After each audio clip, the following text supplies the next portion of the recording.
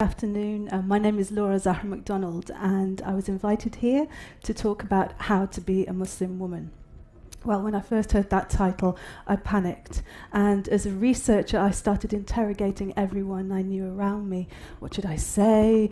How am I going to articulate this and honor all the people? And then I started thinking billions of people now, in the present, in the future, and in the past. And there's no way I could ever articulate the experiences and the light and the lives of so many people, or to give some sort of rule book. So I thought I would tell a story, and I'd tell my story. So, as I always say, we can only speak for ourselves, but perhaps we can find the connections between us. So, as a teenager, I used to fall in love a lot. I used to fall in love with people, places, ideas, and of course this was always of concern to my mother in particular. And I even, in fact, met the young man who is now my dear husband. But the last time I fell in love, it was profound, it was deep, it was spiritual, and I was obsessed and head over heels, just those kind of love that people talk about.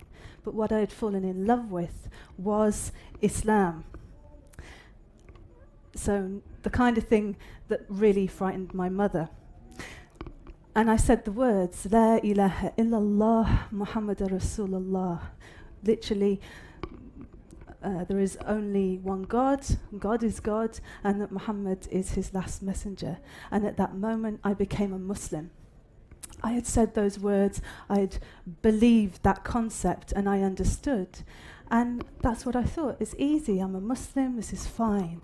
And I'm female, that makes me a Muslim woman.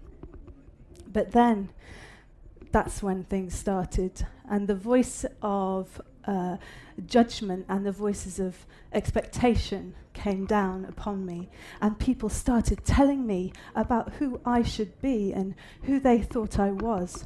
So suddenly the voices of judgment started telling me that I was oppressed, because of course all Muslim women are oppressed.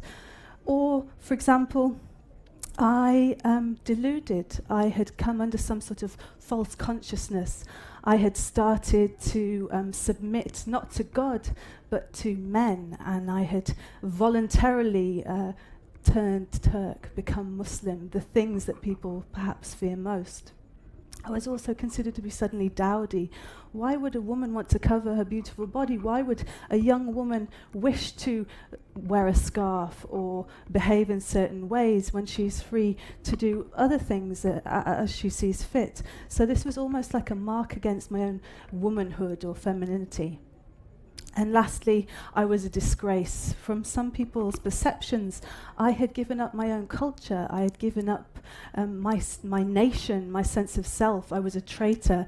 And those were very difficult things to deal with, and something that I just wasn't expecting. But there were other voices as well, voices that perhaps were intending to be more positive, but were really voices of expectation. So suddenly I was told that, oh, you're perfect, you're pious, you're reborn and you're renewed. And I was thinking to myself, well, actually, I just feel like me. So I ended up thinking about almost living in a split way. I'd chosen the name Zahra after the daughter of the Prophet, Muhammad. And sometimes I would refer to myself as Zahra. I'd wear particular clothes that I felt expressed my religious belief and my identity. And I would live in that way. At university it was easy. I was in a different community with different people. And when I'd go back to my own home, I would be back to Lora. I'd look different, I'd feel different, and people would again treat me different ways. So for a while, I was none of the things people telling me. What I was is split and unsure and confused and actually quite torn about who I was. So I lived this for some time. It was almost like the ideas of other people were recipes for dishes I didn't recognize, I didn't want to be, and I actually couldn't be. And eventually it became a point of enough. I had to make my own journey, my own exploration, and if you like, resist what people were telling me. So I looked around and I looked to the past first of all, and I saw so many ways to be a Muslim woman, so many role models that people weren't really talking about. Those voices at me were not describing.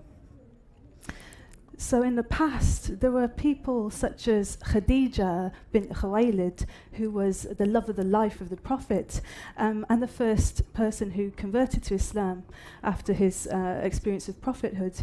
And she was a strong businesswoman. She was a leader. She proposed to him. She was older than him. So someone very strong, and again, someone that was resisting the stereotypes that people were telling me I was. Then there were other figures who, again, resisted that idea of oppressed, meek women. Then spiritual leaders, Fatima, Zainab bin Ali, who, even when they were in situations of great oppression, chose leadership to their whole community and were respected in that way and looked upon. And then perhaps a more contemporary or through the ages, Queen Awara of Yemen, Queen Amina of Zaria, which is now in present-day Nigeria, who was such a just ruler. She spread education amongst her people in a way that was very clever. She would go and she would take education to the women of each village. And even to this day, people have particularly the sacred texts memorized. They pass them orally down the generations. So she brought education to her people and was remembered for that. So the past was full of these inspiring women who were resisting these stereotypes, these assumptions and opinions of other people. And I began to think, well, yes, this is something I can identify with, away from those more fearful tropes. And I looked to the present, which seems obviously easy, but when you're in that position, you forget to see the people among you, the ordinary and amazing, whether that's the activists and artists and scholars and leaders and teachers and lawyers and businesswomen and farmers, all of those people out there, even my dear friends, my family, and my sisters in Islam and my sisters in humanity. We're all diverse and unique and beyond the boxes and borders that people were trying to put me in and put other people into. And of course, then I began to look at myself. Perhaps I saw myself in different and new ways, as well as being, someone interested in my studies. I was a daughter, a sister, a friend. I'm now a mother. And I'm a curious traveller. I'm a human being. I'm someone that wants to engage and be a part of humanity in our society. And I do worship God. I follow Muhammad, and Islam is my way. And this is my spiritual path, my social plane, and my communal experience. And the most simple thing came to me. I am a Muslim woman, and I am me. So thank you very much.